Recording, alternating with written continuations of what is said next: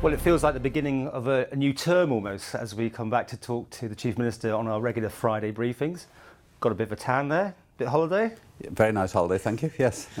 What's it been like, seriously though? I mean, it's a year now. Things you've ticked off your list, done that you wanted to do, things that haven't happened? It's been a tough year, there's no question about that, and that was always to be expected.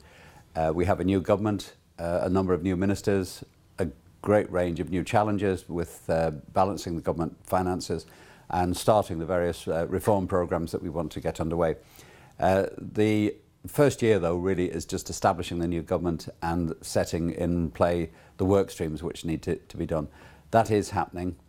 We are working well on the rebalancing side of things. We're ahead of where we expected to be on our figures at the moment, so that's still very much on target. Sorry, ahead of the figures?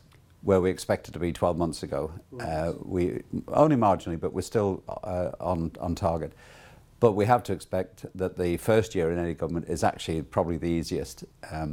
The really hard work starts from now on, where we have had time to really assess our options and now come forward with a number of proposals, and they will start to flow from really from the Tynwald this month. Because unemployment was in 3 digits last year, wasn't it? Now it's in 4. It's only a marginal increase. It's about 120, 130, which obviously is disappointing, but it was not unexpected. And the fact that we still have an unemployment rate of 2.3%, where the UK is somewhere around about 8% at the moment, I think, is a testimony to the fact that the Isle of Man economy is still resilient. It's still growing between 2 and 3%, and is something we can be quite proud of.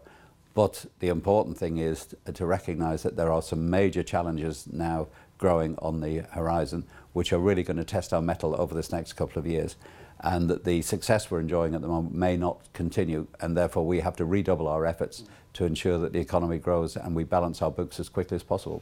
Could, I mean, another bank yesterday announced they were shedding, 17 jobs here. Doesn't sound a lot, but it's a constant. I mean, there hasn't been a new bank, for instance, come into the Isle of Man for some time, has there? I think it's highly unlikely the Isle of Man will see any new banks now for a number of years. There has been some interest, but given the state of the international financial situation at the moment, and particularly the banking world, it's highly unlikely, I think, that we will see any major changes in the arrival of new banks or similar situations for the time ahead. I mean, you send a party off to America, the clean tech thing, and the green industry and all that sort of thing. Is this where you see more possibility of growth? Well, the growth has got to come from right across the economy. It doesn't do any good, I think, focusing on just one aspect of it. My absolute commitment is to continue the diversification of the economy, to look for every opportunity, both to grow local business, to help that generic internal growth, but to attract any new business that we possibly can. There are a number of new initiatives going on that presently. Some of them look as if they may bear fruit, but with any economic change, any new sector which gets itself established, it's not something that happens overnight. It takes a long period of digestion, especially if it needs new legislation or whatever. We can be talking about several years before a new sector becomes up and running and is vibrant. Well, you've been off to the Labour Party conference. Jersey, Guernsey, they do the same thing. I mean, what do? Do you just sit there and clap at the right moments, or do you really have a chance to meet the decision makers? This is a continuation of our policy of engagement with UK politicians, which has been running now for a few years. I believe strongly that we have to continue this.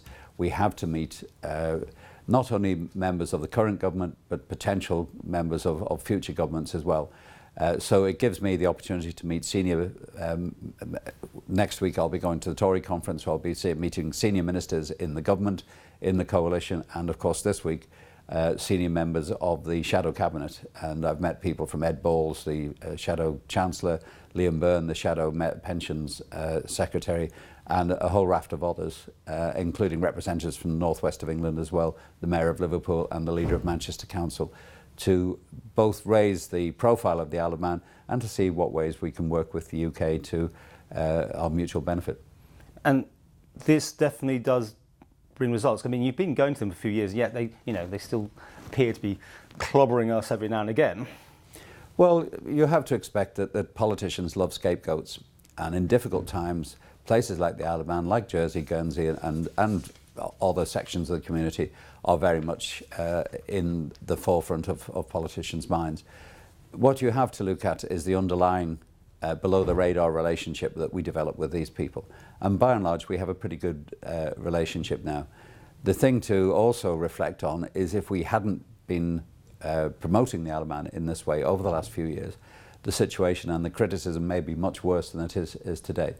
I think we've done a great job over the years in deflecting what could be negative stories about the island through political efforts and through the efforts of our PR company.